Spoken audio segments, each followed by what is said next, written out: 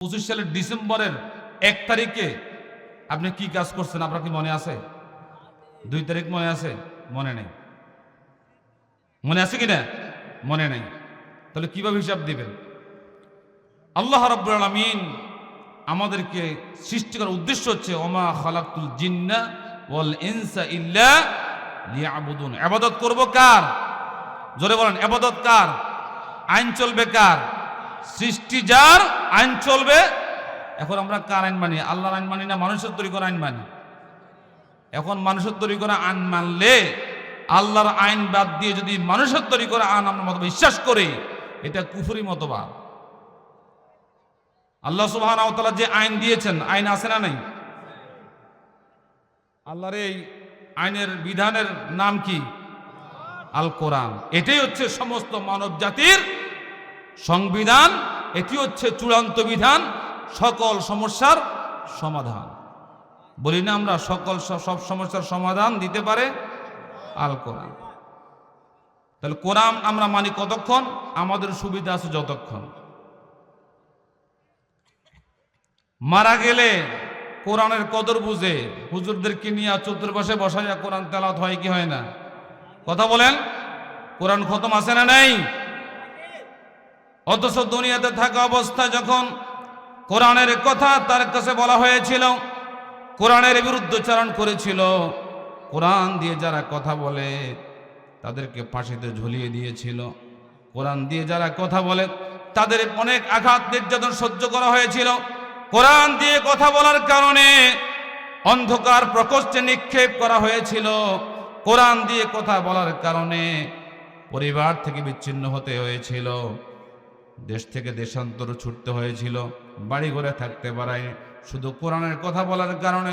অথচ যেই লোকটা সারা জীবন কোরআনের বিরুদ্ধচারণ করলো, ওই লোকটাও যখন মারা যায় তখন রসুলের সুন্নাতে তাকে রাখা হয়, বলা হয় বিসমিল্লাহি ওয়া আলা মিল্লাতি রাসূলিল্লাহ, বলে কি বলে না? এখন তো যেই ব্যক্তি কোরআনের বিরুদ্ধচারণ করেছিল, কোরআন এই সমাজে প্রতিষ্ঠিত হোক এটা চায় নাই, কোরআনের আইন কায়েম হোক এটা চায় নাই, আকিমুস সালাত, সালাত কায়েম করা, সালাত কায়েম করে নাই, আকিমুদ্দিন, আল্লাহ দিন কায়েম করে, দিন কায়েম করে নাই। এই লোকটা তো মৃত্যুবরণ করার পরে দোয়া তো এমন হওয়া কথা ছিল বিসমিল্লাহি আলা মিল্লাতি শাইতান, শয়তানের মিল্লাতে তাকে আজকে কবর রেখে দিলাম। এখন যদি মৃত্যুর পরে হুজুর এই কথা বলে, মায়ের একটাও কি বলেন চাকরি থাকবো নি? হুজুর যদি এখন এই দোয়া পড়ে চাকরি থাকবো নি? কথা বলে চাকরি থাকবো?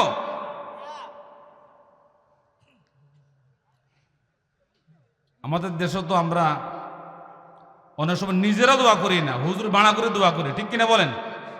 নিজেরা দোয়া করি না। নিজের বাবার জন্য দোয়া আছে না নাই? রব্বির হামহুমা কামা রব্বায়ানি। কে দোয়া শিখেছেন? তাহলে এই দোয়াটা করবে কে? সন্তান পিতামাতার জন্য করবে, ঠিক কিনা বলেন? এখন ওই হুজুরদেরকে ভাড়া করছে 200 টাকা দিয়ে যে আপনি আমার বাবার কবর জিয়ারত করে দিয়ে, তো হুজুর যেখানে যাই এক বলছে ওখানে কবর জিয়ারত করতেছে, সর্বশেষ দোয়া করতেছে রব্বির হামহুমা কামা রব্বায়ানি সগীরা। তো যেই লোক কবর জন্য টাকা দিছে, যার বাবার দোয়া পড়বো, সে কিন্তু ওই আইলে ঘাস কাটে। বুঝেন না কথা?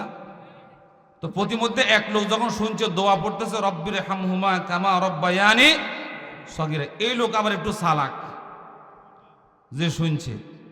আমাদের দেশে কিছু বুদ্ধিজীবী আছে না নি? এই কয় যে কি রে, আরেকজনের বাবার কবরের সামনে দোয়া পড়ে, হে দোয়া করে নিজের মা বাবার লাই রব্বির হামহুমা কামা রব্বায়ানি।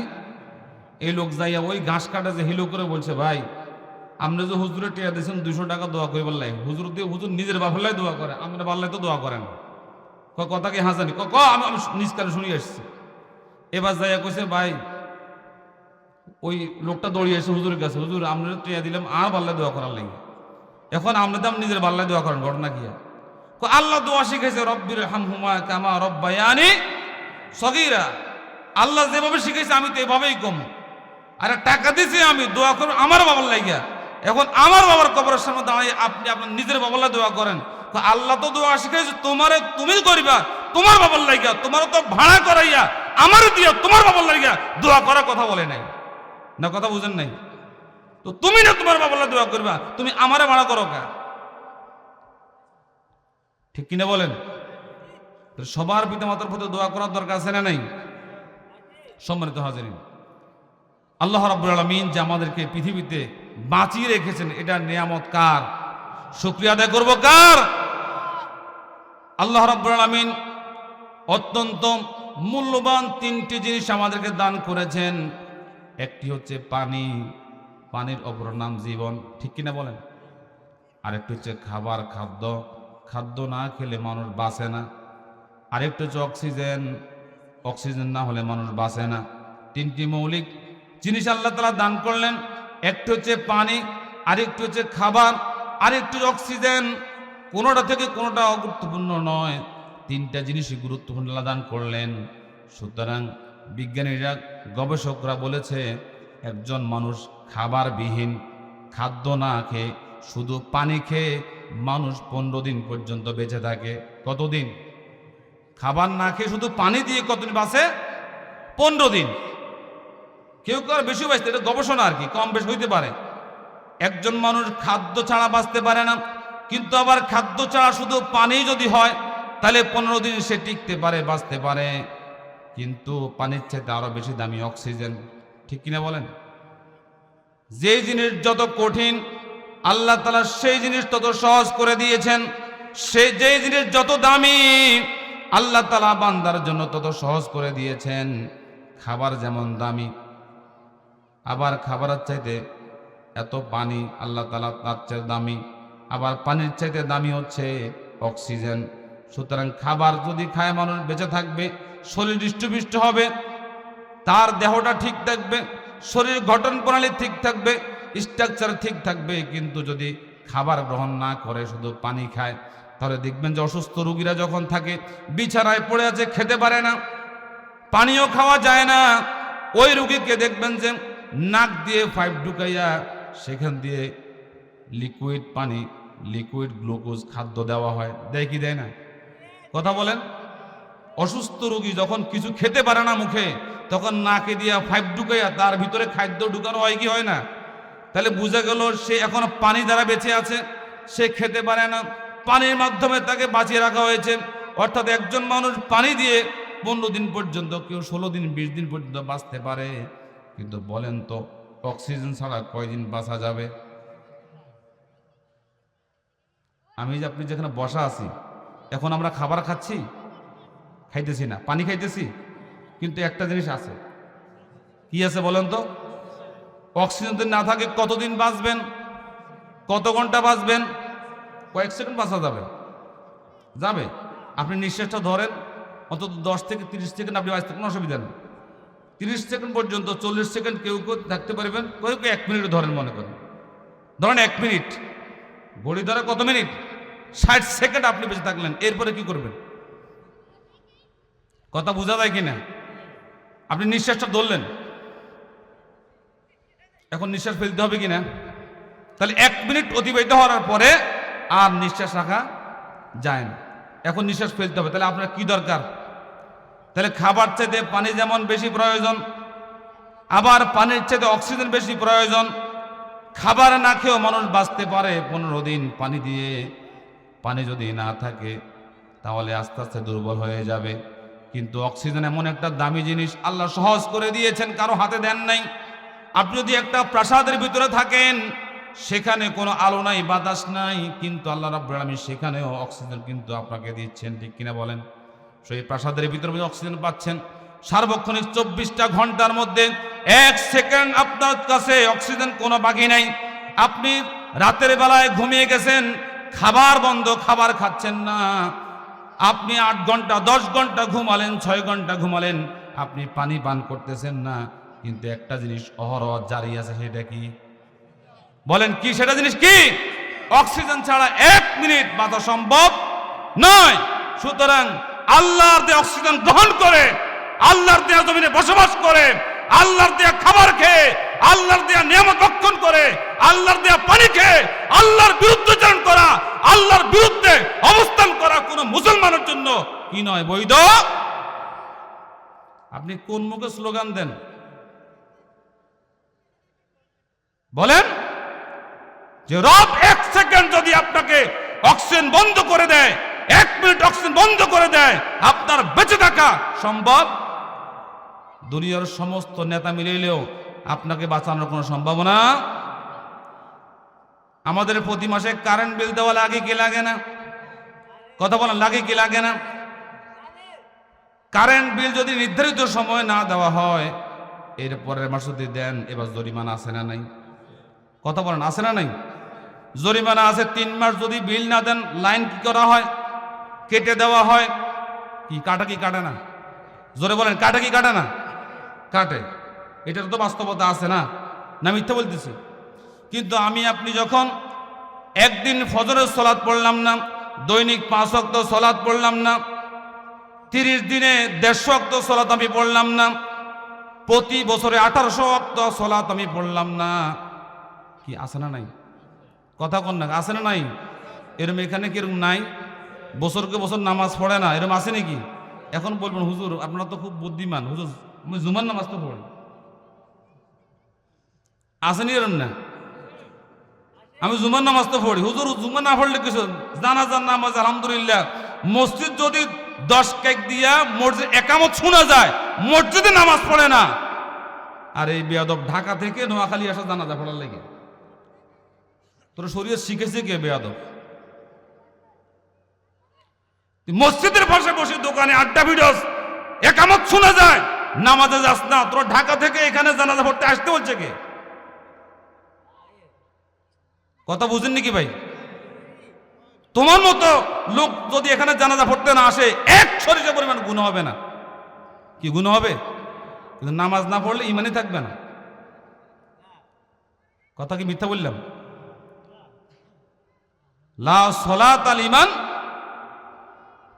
যে ব্যক্তি সালাত ছেড়ে দেয়, নামাজ পড়ে, তার কি থাকে না? ইমান থাকে না। আপনি যদি 1000 বছর বেঁচে থাকেন, 1000 বছর বাঁচার কি সম্ভাবনা আছে নাকি? এনে কেবল কথা বলেন না কেন? আমি 1000 বছর কইলাম, 100 বছরও সম্ভাবনা নাই, 1000 বছর বললাম। 1000 বছর বেঁচে থাকেন, আর 1000 বছর ধরে যদি দৈনিক 70টা 100টা জানাজাও পড়েন, তাহলে আল্লাহর দেয়া ফরজ ইবাদতের, একটা ফরজ সালাতের একটার সিজদা পরিমাণ সমতুল্য সওয়াব হবে না। কারণ রাসূল করিম সাল্লাল্লাহু আলাইহি ওয়াসাল্লাম বলেছেন, ফরজের কথাও বলেন নাই, তিনি বলেছেন ফজরের 2 রাকাত সুন্নত নামাজ আছে না নাই? ফজরের 2 রাকাত সুন্নত নামাজের গুরুত্ব রাসূল বলেছেন, দুনিয়া এবং দুনিয়াতে যা কিছু আছে এর চাইতে সবচেয়ে দামি হচ্ছে ফজরের 2 রাকাত সুন্নাত। সুবহানাল্লাহ। 2 রাকাত সুন্নতের যদি এমন দাম হয়, তাহলে ফজরের নামাজের কত দাম হবে? অনেকে শরীর মাসালাই বোঝে না, শরীয়তে বোঝেন না, মুসলমান আমরা। অনেকে তাহাজ্জুদ পড়ে কিন্তু ফজর নামাজ জামাতে পড়ে না, এরকম আছে না নেই? কথা বলেন না কেন? ওকে ফজর নামাজে দেখি না এখন, আমার ছেলে সারা রাত তাহাজ্জুদ পড়ছে এই জন্য ফজরে যাইতে পারে নাই। ভালো করে শুনেন, যে লোকটা সারা রাত তাহাজ্জুদ পড়ার কারণে ফজর নামাজ জামাত ছুটে যায়, ওই লোকের জন্য তাহাজ্জুদ পড়া জায়েজ নাই। কথা বুঝেন কি না? ও তাহাজ্জুদ দরকার নেই। যে তাহাজ্জুদ আমার ফজর নামাজ জামাত ছুটিয়ে দেয়, যে তাহাজ্জুদের সালাত সেজদা আমার জামাত ছুটিয়ে দেয়, ওই তাহাজ্জুদের আমার কোনো প্রয়োজন নাই। এই লোকটার এমন অবস্থা যে লুঙ্গি খুলি পাগড়ি বাঁধার মতো অবস্থা, পুরা মসজিদে সবাই তো লুঙ্গি পরা। একজন চিন্তা করলো যে কেউ কারো মাথায় পাগড়ি নেই, সুতরাং লুঙ্গি খুলা পাগড়ি বানাইয়া নামাজে দাঁড়িয়ে গেছে, আল্লাহু আকবার। কারণ সে শুনছে, কারণ পাগড়ি পরে মাথায় নামাজ পড়লে অনেক গুণ সব বেশি পাওয়া যায়। এই জন্য এখন ফরজ তরক কইরা সুন্নতকে প্রাধান্য দিয়েছে, ঠিক কিনা বলেন? এখন এই সতর ঢাকা কি বলেন তো? ফরজ। এখন ফরজ তরক করে যদিও পাগড়ি বানাই, সুন্নতকে গুরুত্ব দেয়, তাহলে এই সুন্নত পালন করা দরকার আসেনি? কথা বলেন না কেন? এই লোক তাহাজ্জুদ পড়তে গিয়া ফজরের জামাত ছুটে যায়, ওই লোকের জন্য তাহাজ্জুদ পড়া জায়েজ নেই।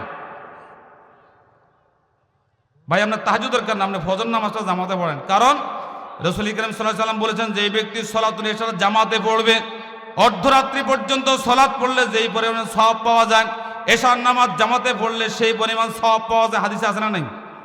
আবার যেই ব্যক্তি ফজরের নামাজ জামাত আদায় করলো, আবার যে অর্ধরাত্রি বাকি আছে, অর্ধরাত তাহাজ্জুদ পড়লে যে পরিমাণ সওয়াব পাওয়া যায়, অর্থাৎ এশার নামাজ এবং ফজর নামাজ 2 নামাজ জামাতে আদায় করলে রাতের পরিপূর্ণ তাহাজ্জুদের সওয়াব তার আমলনামায় লিখে দেওয়া হবে।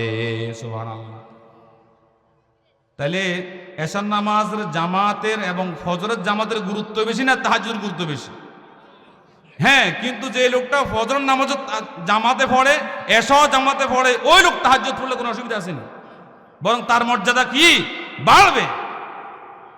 কিন্তু তাহাজ্জুদ পড়তে গিয়ে ফরজ ছুটে যায়, এমন তাহাজ্জুদের দরকার।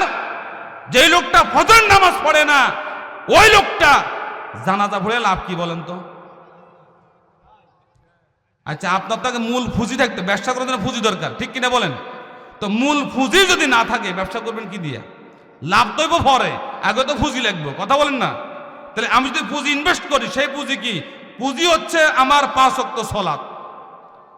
এই সালাতের পাশে যদি এবার তাহাজ্জুদ পড়েন, জানাজা পড়েন, মানুষকে সদকা করেন, মানুষকে ভালো কাজ করেন, মানুষকে সদুপদেশ দেন, রাস্তা দেখায় দেন, ভালো কাজ করেন, কল্যাণমূলক কাজ করেন, যাই করেন, ওই সালাতের পাশে একের পাশে যত শূন্য বাড়ে তত একের দাম বাড়ে না কমে?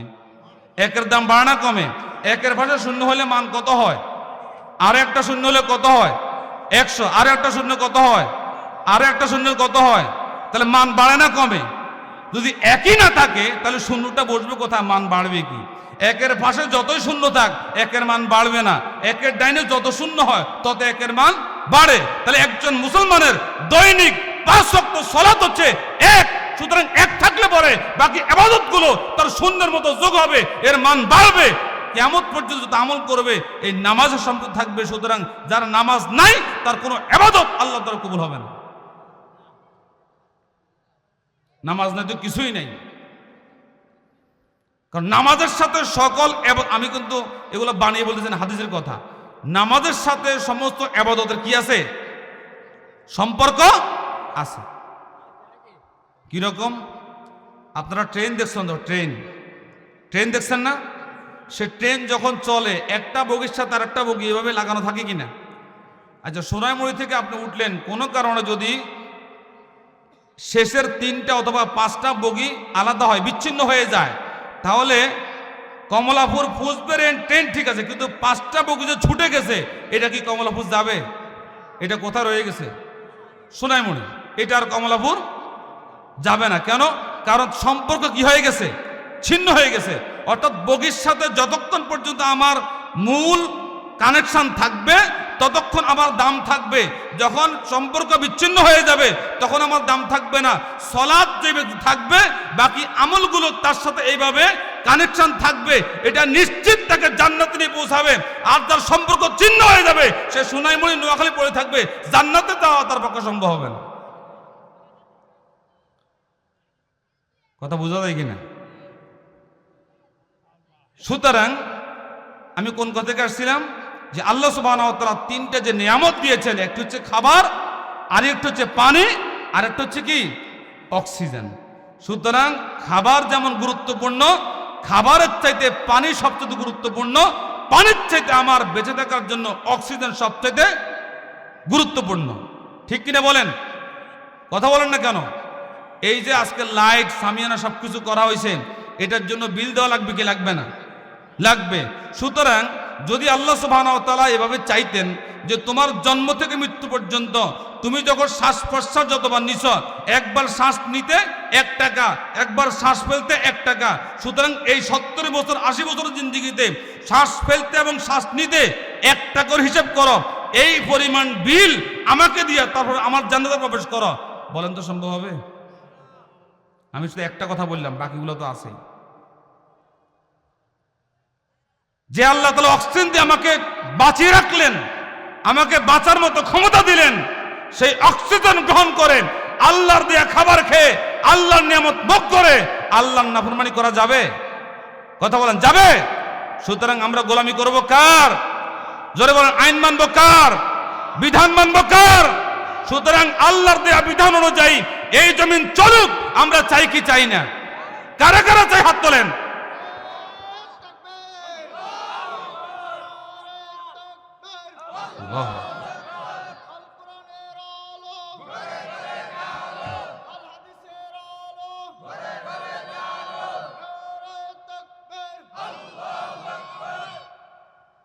সম্মানিত হাজিরিন, তাহলে যেহেতু আমরা আল্লাহর দেয়া পানি ব্যবহার করতেছি, আল্লাহর অক্সিজেন গ্রহণ করছি, আল্লাহর দেয়া খাবার খাদ্য গ্রহণ করছি, সুতরাং আল্লাহর বিরুদ্ধে অবস্থান করা যাবে না। যদি যাই তাহলে আল্লাহর কাছে জবাবদিহি করা লাগবে কি লাগবে না? সুতরাং এই 60, 70, 80 বছরের জিন্দেগি আমাকে সেখানে অবশ্যই জবাবদিহির কাঠগড়ায় দাঁড়াতে হবে। সুতরাং এই যে 70 বছর 80 বছর আমরা মসজিদে সলাত হয়ে যাচ্ছে, আজান হয়ে যাচ্ছে, দৈনিক 5 বার আমাকে ডাক দিচ্ছে, আমি কিন্তু নামাজে যাই না। এরকম যুবক আছে না নাই?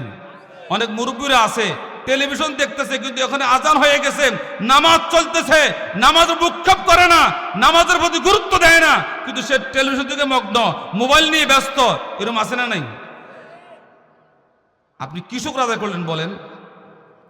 তাফসীরের মধ্যে আসছে, ইবনে কাসিরের মধ্যে, যে একজন মানুষ জন্ম থেকে মৃত্যু পর্যন্ত ওয়ালা ইউসিকু ওয়াসাকাউ আহাদ, এর মধ্যে আসছে একজন মানুষ জন্ম থেকে মৃত্যু পর্যন্ত যদি সেজদায় পড়ে থাকে, কোথায় পড়ে থাকে? সেজদায়। তাহলে এই হায়াতের ভিতরে যদি 70 বছর হায়াত পান, 80 বছর হায়াত পান, 90 বছর হায়াত পান, আপনি কোথায় আছেন? সেজদায়। কোথায় আছেন? সেজদায়। তাহলে এই সেজদার মধ্যে আপনার খাবার নাই, ঘুম নাই, আপনার কোনো বিশ্রাম নাই, কিছুই নাই, আপনি সেজদা অবস্থা আছেন। একজন মানুষ যদি 70 থেকে 80 বছর হায়াত পায়, আর যদি সে সেজদা অবস্থায় থাকে, এই 70 বছর হায়াত সেজদার মধ্যে চলে গেছে। বুঝেন না কথা?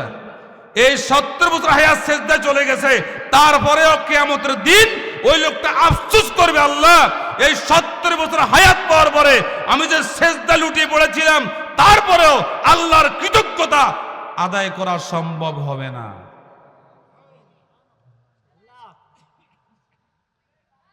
এখন আমরা কি 70 বছর কি সেজদার মধ্যে পড়ে রয়েছি?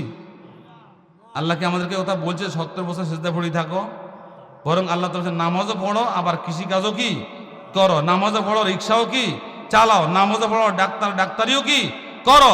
তাহলে তোমার অন্যান্য কাজগুলো করো, তবে সেই কাজগুলো যেন হয় শরিয়া সম্মত, ইসলামের আলোকে। কেন ইন্না দ্বীন ইনদাল্লাহিল ইসলাম, আমার সমস্ত কাজ হতে হবে ইসলামের আলোকে, ইসলামের অনুশাসন মেলে। এর বহিরে গেলে কিয়ামতের দিন জবাবদিহি করা লাগবে কি লাগবে না? সুতরাং সম্মানিত হাজিরিন, এই 70 বছরের হায়াতের মধ্যে কিয়ামতে আমাকে জবাবদিহি করা লাগবে।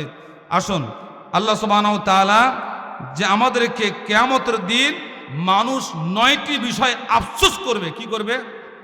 আফসোস। বলেন কি করবে? আফসোস কেমনে করে বুঝেন নেই? আমাদের দেশে যারা বর্ষি বায়, তো বর্ষি বাইতে গেলে যখন বড় মাছ ছুটে যায় তখন কি করে? ইস বলে কি বলে না? অল্পের লাগে মাছটা ছুটে গেছে, বলে কি বলে না? আর একটু সামান্য আসলে বস জ্বালানি ফেলছে, আফসোস। বলে কি বলে না? কিয়ামতের দিন মানুষ আফসোস করবে। কিসের জন্য? যে দোকানে বসে সময় নষ্ট করছেন, মোবাইলে আড্ডায় ছিলেন, মসজিদে যান নাই, নামাজ পড়েন নাই, রোজার মাসে রোজা রাখেন নাই। অনেক মুসলমান আছে খুব ইমানদার, এদের মধ্যে লজ্জা শরম আছে। কি করে জানেন? রমজান মাসে মুসলমানের দোকানে খায় না, হিন্দু দোকানে পর্দা দিয়ে খায়। ওর মধ্যে লজ্জা শরম আছে, কিন্তু বুঝেন না কথা? ও লজ্জা আছে বিদায় সে পর্দা দিয়ে আড়ালে খায়, যেন কেউ না দেখে। মুসলিম থাকে কোন দোকানে? হিন্দুর দোকানে। বুঝেন না কথা? হিন্দু কিন্তু এই কাজটা করে না। একজন মুসলিম হিন্দুর দোকানে পর্দা দিয়ে আড়ালে খায়, যেন কেউ না দেখে। এর লজ্জা আছে, এই জন্য সে পর্দা দিয়ে খায়। এই যে রমজান মাসে আপনি খাচ্ছেন এইভাবে, এটার জন্য কিয়ামতের দিন আফসোস করা লাগবে। কিন্তু কি করা লাগবে? আফসোস। 9টা আফসোস করবে। যতটুকু যাওয়া যায় আমি কথা বলবো ইনশাআল্লাহ তাআলা। সূরা নাবার 40 নম্বর আয়াত আল্লাহ বলছেন, হায়, মানুষ বলবে হায় আফসোস, আমি যদি আজকে মাটি হয়ে যেতাম কত না ভালো হতো। 1 নম্বর আফসোস করে মানুষ, আমি যদি কি হয়ে যেতাম? মাটি হয়ে যেতাম। 1 নম্বর আফসোস, হায় আফসোস। সব আয়াতের মধ্যে এই কথাটা। 2 নম্বর আফসোস হবে আয়াত নম্বর 24 সূরা ফজর। এখানে বলেছে হায় যদি পরকালের জন্য কিছু করতাম, সেদিন আফসোস করবে মানুষ। দেখেন, মানুষ কিয়ামতের দিন হাসরের মাঠে আফসোস করবে। কোরআনটা নাযিল হয়েছে প্রায় 1500 বছর আগে। 1500 বছর পরে আমরা এখন কোরআন শুনতেছি। আবার হাজার হাজার বছর পরে হাসরের ময়দান কায়েম হবে, সেখানে উঠবো।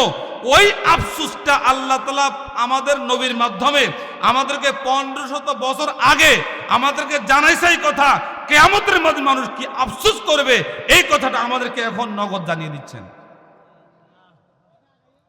কোন কোন বিষয়ে আফসোস করবে?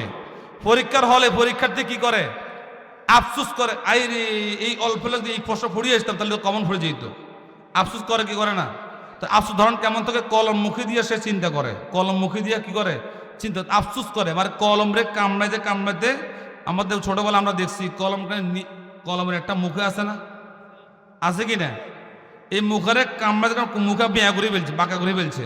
সুতরাং অর্থাৎ কি, সে আফসোস করতে করতে শেষ, যদি আরে এই প্রশ্ন পড়িয়ে আসতাম তাহলে তো আজকে কমন পড়ে যেত, আমি লিখতে পারতাম। তাহলে এখন আফসোস করা লাগতো। পরীক্ষার হলে আফসোস করার লাভ আছে? লাভ আছে কিনা বলেন? পরীক্ষার হলে কি আফসোস করে লাভ আছে? তাহলে কিয়ামতের ময়দানে আফসোস করে লাভ হবে? আল্লাহ তাআলা বলছেন, হায় যদি আমি পরকালে যদি কিছু করতাম কতই না ভালো হতো। 2 নম্বর আফসোস। 3 নম্বর আফসোস হচ্ছে সূরা আল হাক্ক আয়াত নম্বর 25।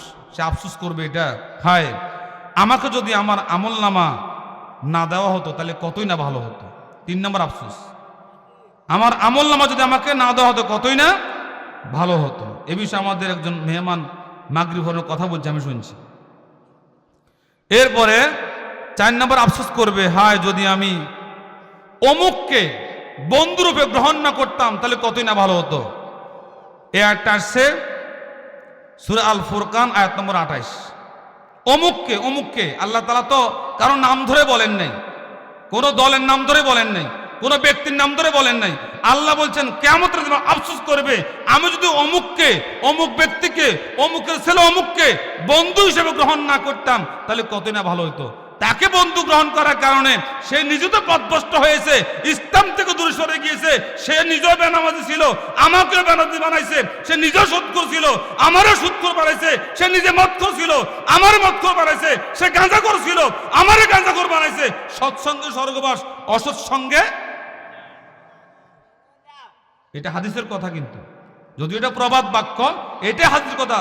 কারণ আপনি আতরের দোকানে গেলে আতরের ঘ্রাণ করবো, সুটকির দোকানে গেলে সুটকির ঘ্রাণ করবো, এটাই স্বাভাবিক, ঠিক কিনা বলেন?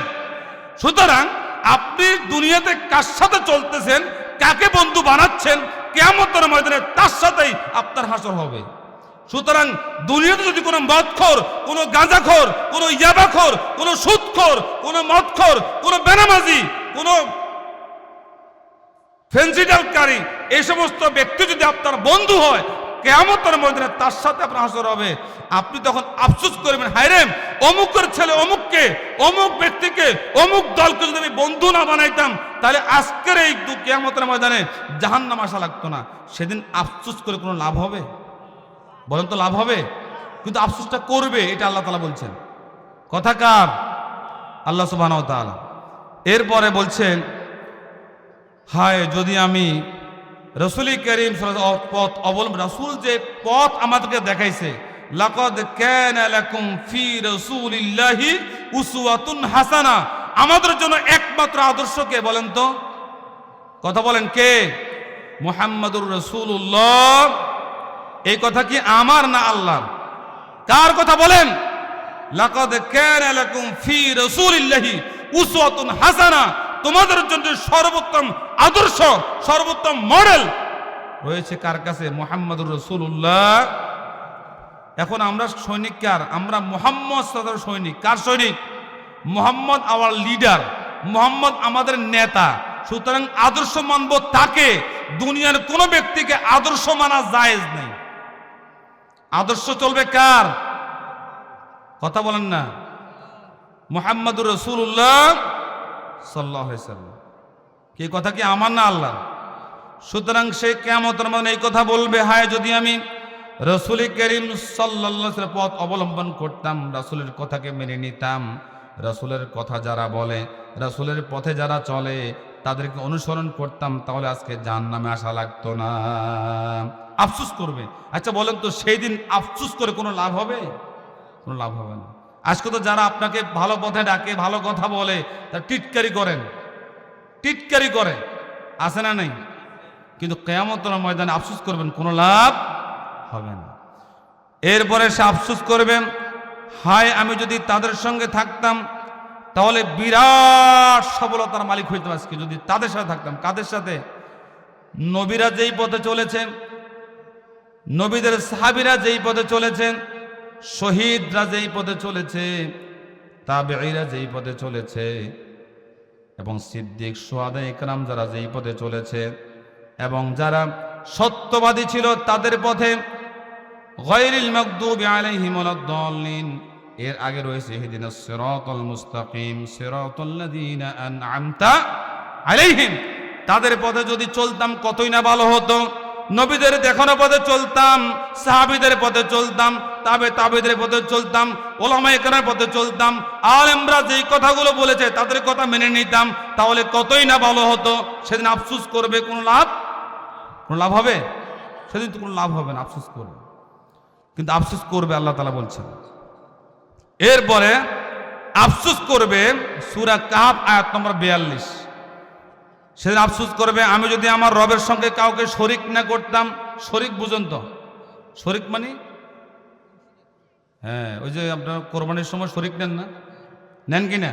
শরিক মানে অংশীদার। তাহলে এখানে এক অর্থ অংশীদার, এটা ঠিক আছে, কিন্তু আল্লাহ সুবহানাহু ওয়া তাআলা যে কথা বলছেন, ইন্নাশ শিরকা লাযুলমুন আযীম, সন্তান দেওয়ার মালিক কে? সন্তান নেয়ার মালিক কে? জীবন দেওয়ার মালিক কে? জীবন নেয়ার মালিক কে? হায়াত দেওয়ার মালিক কে? এই কথা স্বীকার করেন না? ইন্না সলাতি ওয়া নুসুকি ওয়া মাহইয়ায়া ওয়া মামাতি লিল্লাহি রাব্বিল, আমার জীবন, আমার মরণ, আমার নামাজ, আমার ইবাদত সবকিছু কার জন্য? কার জন্য? তো সবকিছু আল্লাহর জন্য। তখন আবার মানদার জন্য হয় কেন? আমি অমুকের সৈনিক তমুক সৈনিক কেন হয়? সব তো আল্লাহর জন্যই। তাহলে স্লোগান হইলে কার নামে হবে? আল্লাহর নামে। আদর্শ মানতে হবে কার? মুহাম্মদুর রাসূলুল্লাহ। এই ছাড়া কোনো আদর্শ চলবে না। কথা কি আমার না আল্লাহর? এরপরে সেদিন সে বলবে, যদি আল্লাহ কাউকে শরিক না করতাম, কারণ শিরক সবচেয়ে বড় জুলুম। আল্লাহ বলছেন, আমি আল্লাহ সব গুনাহ মাফ করে দেব, কিন্তু আমার সাথে শিরক করে, অংশীদার স্থাপন করে, আমি আল্লাহ তাকে কখনো ক্ষমা করব না। আল্লাহ তাআলা বলেছেন, তোমাকে যদি আগুনে জ্বালিয়ে দেওয়া হয়, তোমাকে যদি হত্যা করা হয়, তোমাকে যদি দাও দিয়ে কুপিয়ে টুকরো টুকরো করে ফেলা হয়, আগুনে নিক্ষেপ করে যদি ভস্মীভূত করে দেওয়া হয়, তাহলে তুমি তারপরে কখনো আমি আল্লাহর সাথে শিরক করবা না। কারণ আমি আল্লাহ সব পছন্দ করি, কিন্তু আমি রবের সাথে শিরক আমি কখনো পছন্দ করি না। এজন্য পৃথিবীতে যত জুলুম আছে, যত পাপ আছে, যত গুনাহ আছে, সবচেয়ে বড় গুনাহ, সবচেয়ে বড় পাপ, আসমানের নিচে জমিনের উপরে সবচেয়ে বড় পাপের নাম কি? শিরক। সবচেয়ে বড় পাপের নাম কি? শিরক। এই জন্য ঈমান ভঙ্গের যে মৌলিক 10টি কারণ আছে, এর মধ্যে প্রথম কারণ হচ্ছে, যে ব্যক্তি শিরক করে তার ঈমান থাকে না, তাহলে শিরক করা যাবে না। এরপরে বলছে, হায় এমন যদি কোনো সুযোগ হতো, সে বলবে, সূরা আনআম আয়াত নম্বর 27, সূরা আনআম আয়াত নম্বর 27, সে বলতো, এমন যদি কোনো সুযোগ হতো, আমাকে যদি আমার দুনিয়া একটু পাঠানো হতো, তাহলে কতই না ভালো হতো। আমরা আমাদের প্রভুকে মিথ্যা প্রতিপন্ন করতাম না, আর আমরা হতাম ইমানদারদের মধ্যে শামিল। আরে যদি একটু আমার দুনিয়াতে পাঠানো হইতো, হলো টাচ করবে, আল্লাহ 70 বছর 80 বছর হায়াত গেছে, যদি একটু আবার যাওয়ার সুযোগ হয়। কথা বুঝেন নাই? আল্লাহ দুনিয়াতে আবার একটা পাঠাও, বলেন তো আর পাঠানো হবে? আচ্ছা, আমার বাপ দাদা 14 পুরুষ যারা চলে গেছে, এরা কি দুনিয়াতে আবার আসছে ফিরা? তাহলে কি বোঝা গেল? যাওয়া যায়, আসার সুযোগ, ওখানে একবার যাওয়া যাবে, কিন্তু আসার সুযোগ নেই। সুতরাং সে আফসোস করবে, আল্লাহ যদি আবার যাওয়ার সুযোগ হতো, তাহলে আমি নামাজ পড়তাম, রোজা রাখতাম, হজ করতাম, যাকাত দিতাম, আদর্শ মানতাম মুহাম্মদ সাল্লাল্লাহু আলাইহি ওয়াসাল্লাম, আইন মানতাম আল্লাহর, বিধান মানতাম আল্লাহর, জমিন যার, আইন চলবে তার, সব কিছু তোমার কথা বলে মানতাম আল্লাহ, আমাকে আরেকবার সুযোগ দেন। আল্লাহ বলবেন, কাল্লা, কখনো না। সুযোগ দেওয়া হবে? সুযোগ দেওয়া হবে? বলেন, সুযোগ দেওয়া হবে না। সুতরাং আল্লাহ সুবহানাহু ওয়া তাআলা আমাকে আপনাকে আর কখনো সুযোগ দেবেন না। আল্লাহ সুবহানাহু ওয়া তাআলা যেহেতু আমাকে সুযোগ দিবেন না, সুতরাং আমাকে আপনাকে চলে যেতে হবে। সুতরাং আল্লাহ সুবহানাহু ওয়া তাআলা বলছেন, আমাকে আপনাকে যেহেতু আল্লাহর কাছে যেতেই হবে, সুতরাং এই যাওয়ার জন্য আমার প্রস্তুতি গ্রহণ করা লাগবে কি লাগবে না? লাগবে কিনা বলেন? লাগবে। সুতরাং প্রস্তুতি যদি গ্রহণ করা লাগবে আমাদেরকে, সুতরাং আল্লাহ সুবহানাহু ওয়া তাআলা বলছেন, এই প্রস্তুতির জন্য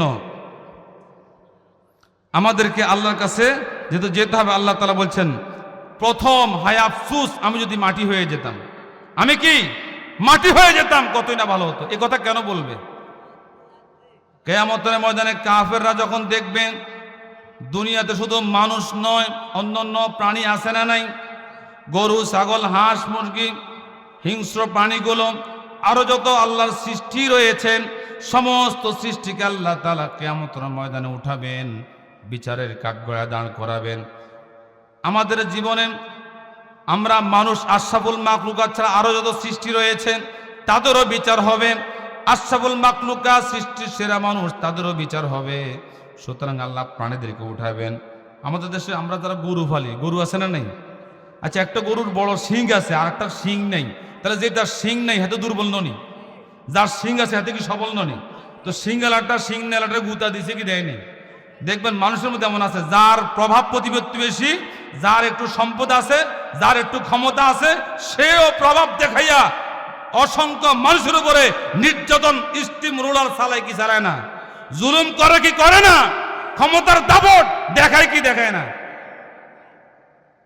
প্রাণীদের মধ্যে এমন আছে অন্যায়ভাবে কারো প্রতি জুলুম করে শিং দিয়ে গুঁতো দেয়।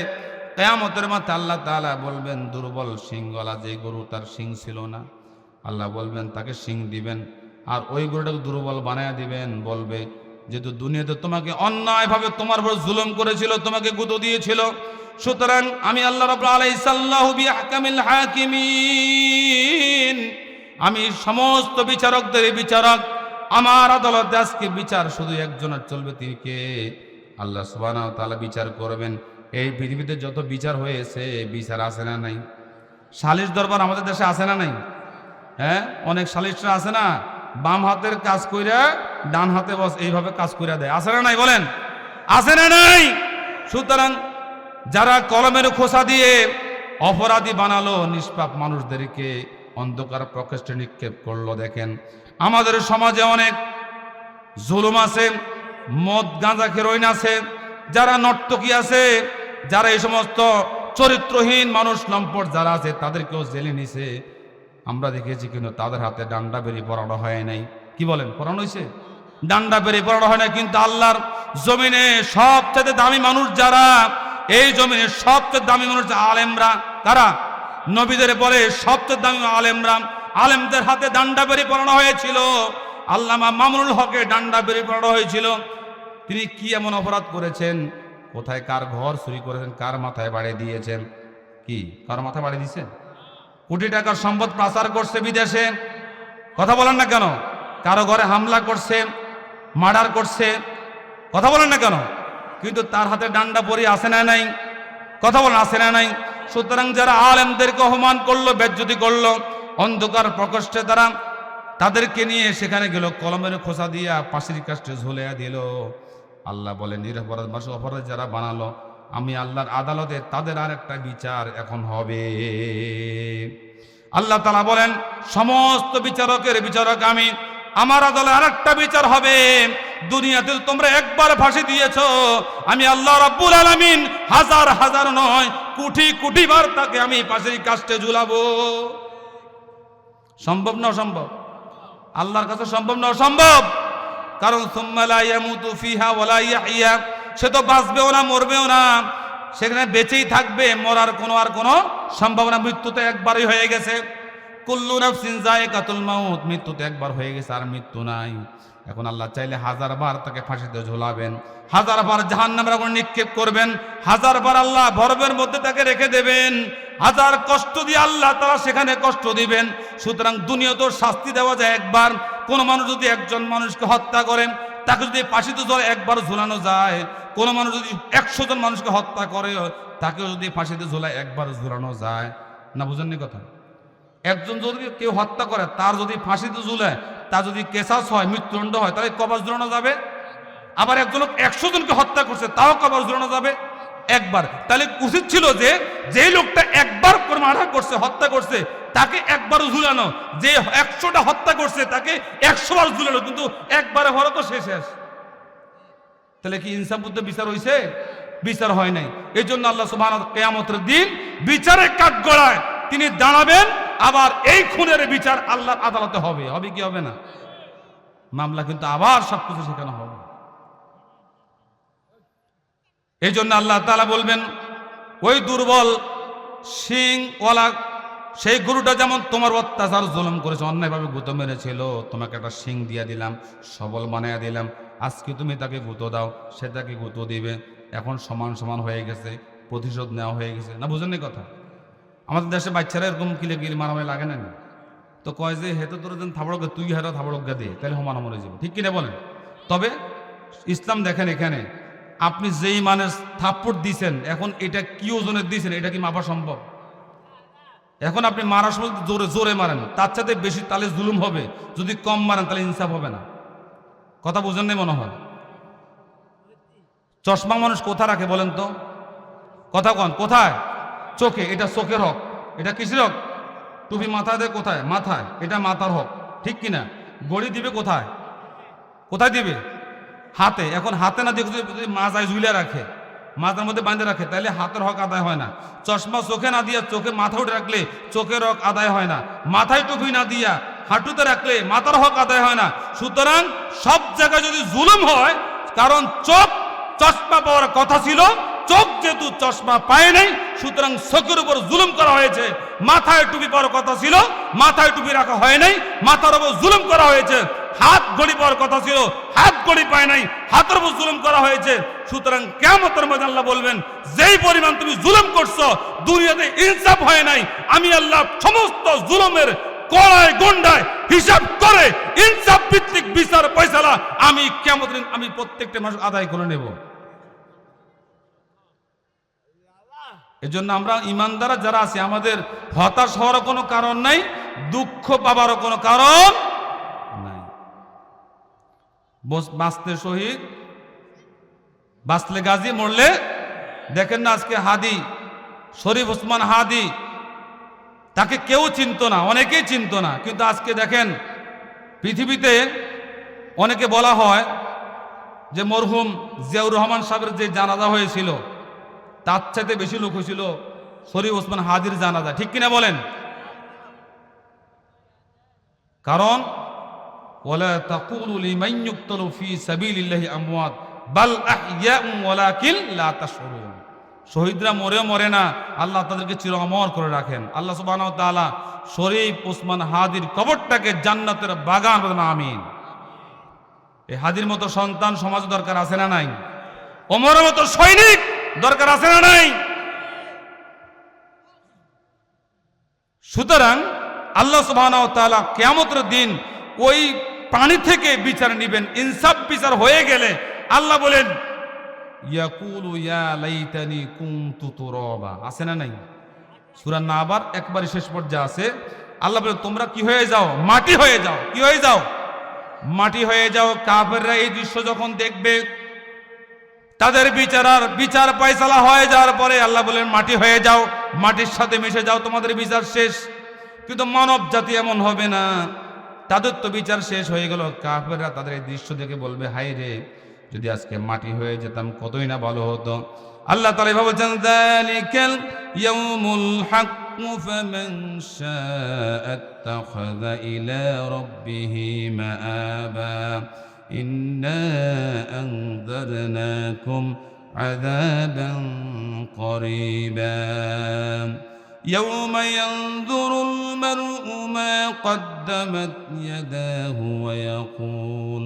ويقول الكافر يا ليتني كنت ترابا।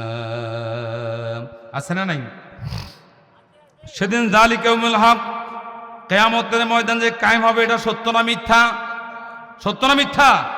এজন্য যারা ঈমানদার তারা বিশ্বাস করে ওয়াল বাসে বাদাল মৃত্যুর পর একটা জীবন আছে, এটাই চূড়ান্ত জীবন নয়, বরং মৃত্যুর পরে জীবন মাত্র শুরু হবে। এটা তো কোনো জীবনই না। জীবন তো শুরু তখন যেই জীবনের শুরু আছে শেষ, এটা তো শুরু আছে শেষও আছে, কিন্তু কবর জীবনের শুরু আছে কিন্তু শেষ নেই। এজন্য যালিকাল ইয়াউমুল হক, সেই বিচার দিবসটা সত্য। ফামান শাআ আত্তাখাযা ইলা রাব্বিহি মাআবা, সে তার পালনকর্তার কাছে ঠিকানা তৈরি করুক। আল্লাহ তাআলা বলছেন ইন্না আনযারনাকুম আযাবান করিবা, আমি তোমাদেরকে আসন্ন শাস্তি সম্পর্কে সতর্ক করলাম। এই শাস্তিটা সামনে আসে না নাই? আসে না নাই? আমরা মনে করি কিয়ামত অনেক দূরে, কিয়ামত অনেক দূরে না। যে যখন মারা যায় তার কিয়ামত তখনই শুরু হয়ে যায়। কথা বুঝেন কি না? যে যখন মারা যায় তার কিয়ামত কি হয়ে যায়? তখনই শুরু হয়ে যায়। সুতরাং এই লোকটা তখন বলবেন ইয়াউমা ইয়ানজুরুল মারউ মা কদ্দামাত ইয়াদাহু ওয়া ইয়াকুল, সে বলবেন ইয়া লাইতানি কদ কুনতু তুরাবা, হায়রে যদি আজকে মাটি, আফসোস, সেদিন আফসোস করে বলবে হায়রে যদি মাটি হয়ে যেতাম কতই না ভালো হতো, হিসাব দেওয়া লাগতো না, নিকাশ করা লাগতো না, আমি তো এমনিতেই বিচার ফয়সালা জান্নাতে চলে যেতাম, আমার তো কোনো বিচার করা লাগতো না, আমাকে তো আমলনামা দেওয়া হতো না, আজ যদি মাটি হয়ে যেতাম, মাটির সাথে মিশে যেতাম কতই না ভালো হতো। আফসোস করে বলবে ওই পানিগুলো মাটি হয়ে গেছে, আমি যদি মাটির সাথে মিশে যেতাম আমার কোনো বিচার হতো না। এই আফসোস করবে সেদিন। আফসোস করে কোনো লাভ হবে বলেন? কোনো লাভ হবে না। সুতরাং সেদিন আফসোস করে বলবে, কিন্তু এই আফসোস কোনো কাজে আসবে না। এরপরে 2 নম্বর বলবে হায় যদি আমি পরকালের জন্য কিছু করতাম। পরকাল আছে না নাই? সুতরাং সে বলবে আল্লাহ কাল্লা ইযা দুক্কাতিল আরদু দাক্কান দাক্কা ওয়া জাআ রাব্বুকা ওয়াল মালাকু সাফফান সাফফা। আল্লাহ রাব্বুনা বলেন ইযা দুক্কাতিল আরদু দাক্কান দাক্কা, আল্লাহ সুবহানাহু ওয়া তাআলা এই জমিনকে চূর্ণ বিচূর্ণ করে দিবেন। আজকে যে জমিনে বসা আছে জমিনটা থাকবে না, আজকে যে আসমানের নিচে বসা আছে আসমান থাকবে না, এই পাহাড় পর্বত কিছুই থাকবে না, সব কিছু আল্লাহ তাআলা ধূলিসাৎ করে দিবেন, চূর্ণ বিচূর্ণ করে দিবেন। সূরা জিলজাল আল্লাহ বলেন ইযা যুলজিলাতিল আরদু জিলজালাহা, প্রকম্পন করা হবে, জমিন যখন কেঁপে উঠবে। কিছু না কিছু ভূমিকম্প হয়েছে কি হয় নাই? কিছু না কি ভূমিকম্প হয়েছে কি হয় নাই? অনেকে টের পেয়েছেন, অনেকে টের পান নাই। সুতরাং ভূমিকম্পের মধ্যে ভবনগুলো যখন এইভাবে ঝাঁকি দেওয়া হয়েছে, আল্লাহ বলেন কম্পনের পর কম্পন দিয়ে যখন আল্লাহ তাআলা ভূমিগুলোকে এইভাবে তছনছ করে দিবেন, কিয়ামত যখন প্রতিষ্ঠিত হয়ে যাবে, আল্লাহ রাব্বুল আলামিন বলছেন ইযা যুলজিলাতিল আরদু জিলজালাহা ওয়া আখরাজাতিল আরদু আসকালাহা ওয়া ক্বালাল ইনসানু মা লাহা, মানুষগুলো বলবে জমিনের কি হয়েছে? ওয়া ক্বালাল ইনসানু মা লাহা ইয়াউমাইযিন তুহাদ্দিসু আখবারাহা, জমিন সেদিন সব কিছু বের করে দিবে। যেই জমিনের জন্য, যে টাকা পয়সার জন্য ভাই ভাইয়ের মাথায় বাড়ি দিয়েছিল, প্রতিবেশী প্রতিবেশীর গায়ে আঘাত করেছিল, একজন আরেকজন জুলুম করেছিল, অত্যাচার করেছিল, এই জমিন যখন ধূলিসাৎ হয়ে যাবে, তছনছ হয়ে যাবে, স্বর্ণের বড় বার তার সামনে পড়ে থাকবে। ওই স্বর্ণের মধ্যে লাথি মেরে বলবে এই স্বর্ণের জন্য, জায়গার জন্য আমি আমার ভাইয়ের মাথায় বাড়ি দিয়েছিলাম। কিয়ামত যখন শুরু হয়ে যাবে তখন কেউ স্বর্ণের দিকে তাকাবে না, পাহাড় পরিমাণ স্বর্ণ দেখবে, স্বর্ণ নেওয়ার জন্য কেউ সামনে আগাবে না, কারণ কিয়ামত তো প্রতিষ্ঠিত হয়ে গেছে। বুঝলেন না কথা? এর আগে একবার ভূমিকম্প হয়েছিল, ভবন যখন এখন কম্পন শুরু হয়ে গেছে, বাবা তার ছেলেকে ওই ভূমিতে রেখে, ভবনে রেখে নিজে বের হয়ে গেছে বাঁচার জন্য, সন্তানের দিকে তাকায় নাই, কারণ আগে নিজে তো বাঁচা, তারপর তো সন্তান, আগে তো নিজের জান বাঁচতে হবে। এই জন্য দুনিয়াতে একটা প্রকম্পিত হলে পরে, কম্পন হলে পরে, দুনিয়াতে একটা ঝাঁকুনি আসার পরে নিজের সন্তানের কথা যদি ভুলে যায়, কিয়ামতের কঠিন ময়দানে আল্লাহ যখন এই জমিনটাকে তছনছ করে দিবেন, তখন সন্তান তার বাবার খবরে নেবে না, সন্তান তার মায়ের খবরে নেবে না, মা তার সন্তানের খবরে নেবে না, এমন অবস্থার সৃষ্টি হবে। আল্লাহ তাআলা বলছেন কিয়ামতের এই অবশ্যতা দেখে কিয়ামতের ময়দানে ওই মানুষগুলো পিপিলিকানো দৌড়াতে থাকবে, সব কিছু ধূলিসাৎ হয়ে যাবে।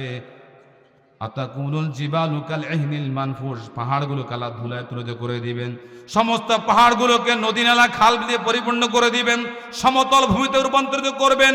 এটাই কিয়ামতের মাঠ হয়ে যাবেন, সমস্ত মানুষ এই ময়দানে জানিয়ে যাবেন, বিচারের কাঠগড়ায় দাঁড়াবে।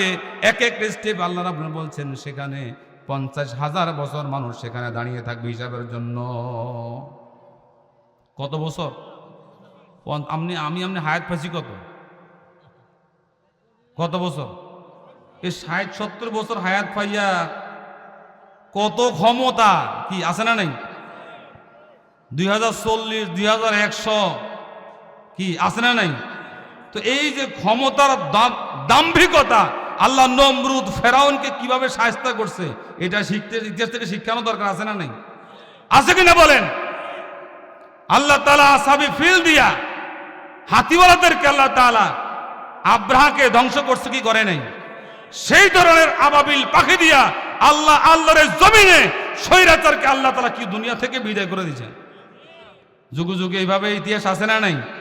সুতরাং অহংকারী হওয়া যাবে না, কারণ অহংকার আল্লাহ বলেন এটা আমার চাদর নিজে টানা চেষ্টা করে, আমি তাকে দুনিয়া থেকে নিশ্চিহ্ন করে দেই।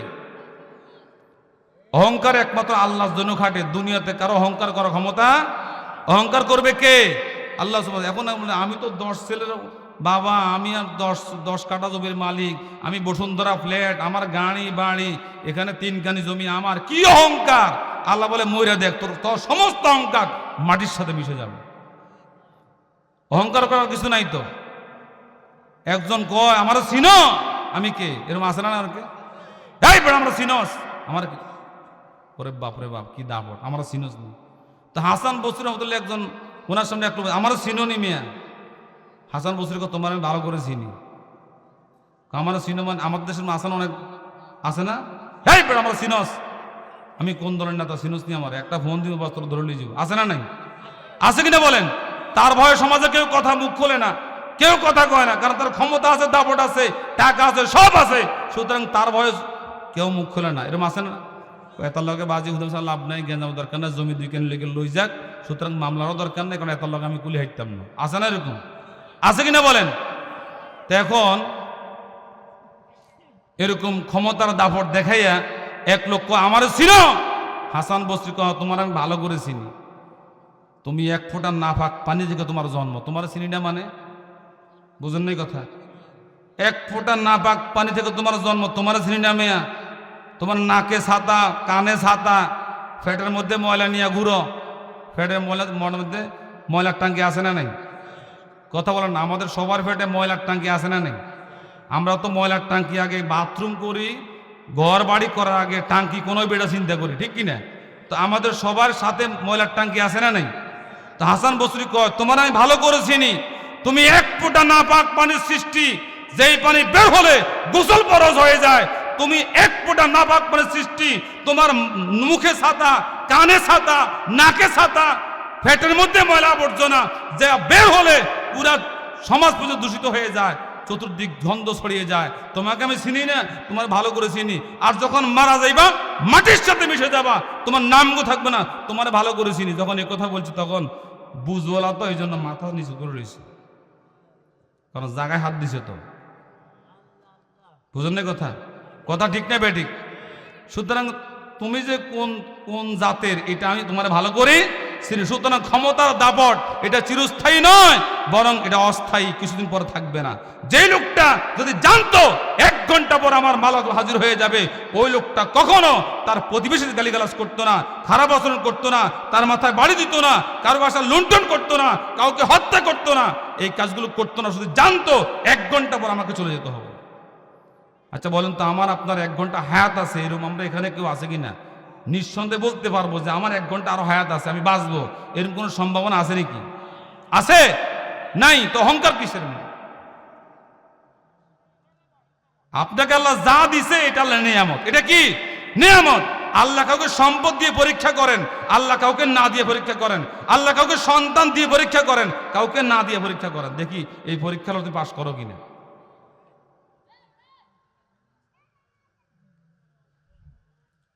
এই জন্য আল্লাহ বলছেন কাল্লা ইযা দুক্কাতিল আরদু দাক্কান দাক্কা, জমিন যখন আল্লাহ চূর্ণ বিচূর্ণ করে দিবেন, ওয়া জাআ রাব্বুকা, যখন আমাদের রব আসবেন সেদিন কিয়ামতের ময়দানে, ওয়াল মালাকু সাফফান সাফফা, সাফফান সাফফা মানে সব বুঝেন তো? নামাজে আমরা কই না সব সোজা করেন, কি করেন? সব সোজা করেন মানে সেদিন কিয়ামতের ময়দানে সারিবদ্ধভাবে ফেরেশতারা দাঁড়িয়ে যাবে, সব বন্দী হয়ে, কাতারবন্দি, কোনো বিশৃঙ্খলা থাকবে না, সব শৃঙ্খল থাকবে, কাতারবন্দি হয়ে দাঁড়িয়ে যাবেন। ওয়াজিআ ইয়াওমাইযিন ইয়াতাযাক্কারুল ইনসানু ওয়া আন্না লাহু যিকরা, ওয়াজিআ সেদিন ইয়াওমাইযিন ইয়াতাযাক্কারুল ইনসান, মানুষগুলো সেদিন স্মরণ করবে, ওই কিয়ামত স্মরণ করবে, হায় রে দুনিয়াতে অমুক জায়গা অমুকের নাইল চুরি করছি, ডাব চুরি করছি, অমুকের মাথা বাড়ে দিছি, অমুকের মামলা দিছি, অমুকের হামলা দিছি, অমুকের যা মাসুস করছি, অমুকের, বুঝেন না কথা? কথা কন না কেন? 60 বছর জীবনের মনে পড়ে কি পড়ে না? 70 বছরের স্মৃতিগুলো মনে পড়ে কি পড়ে না? সেই কিয়ামতের ময়দানে সে চিন্তা করবে, হায় রে ওই যে 2024 সালে এই কাজটা করছিলাম, 2025 সালে এটা করছিলাম, আমার জন্মের পরে এই কাজটা করছিলাম, এইভাবে সব কিছু স্মরণ করবেন। ইয়াউমা ইযিন ইয়াতাযাক্কারুল ইনসান, ইনসান মানে মানুষ, যাকার মানে স্মরণ করবে, জিকির করবে মানে স্মরণ করবে। ওয়া আন্না লাহু যিকরা, এই স্মরণগুলো যখন করবে, ইয়াকুলু ইয়া লাইতানি, সে তখন বলবে ইয়াকুলু ইয়া লাইতানি, আফসোস, ইয়া লাইতানি কদ্দামতু লি হায়াতি, হায়রে দুনিয়াতে থাকা অবস্থায় যদি অগ্রিম কিছু পাঠাইতাম। অগ্রিম মানে কি? কোথায় পাঠাইতাম? কথা বলেন না কেন? কবরের জগতে ভালো থাকার জন্য যদি আগে কিছু পাঠাইতাম, নামাজ, রোজা, হজ, যাকাত, সদকা, ভালো কাজ, সৎ কাজ, নেক আমল যদি পাঠাইতাম, তাহলে আজকে জাহান্নামে আসা এগুলো কিছুই করি নাই। এখন এখানে যে হিসাব দিলে কাম হইব নি? কথা কন না কেন? হুজুরের কাছে গেলে কাম হইব নি?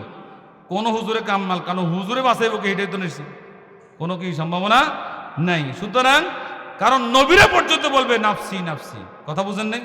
আদম থেকে সমস্ত নবীরা বলবে নাফসি নাফসি, একমাত্র শুধুমাত্র কেবলমাত্র আমার আপনার নবী বলবে উম্মতি উম্মতি। শাফাত করার অধিকার মাত্র কার? আমাদের নবী মুহাম্মদ রাসূলুল্লাহ। আর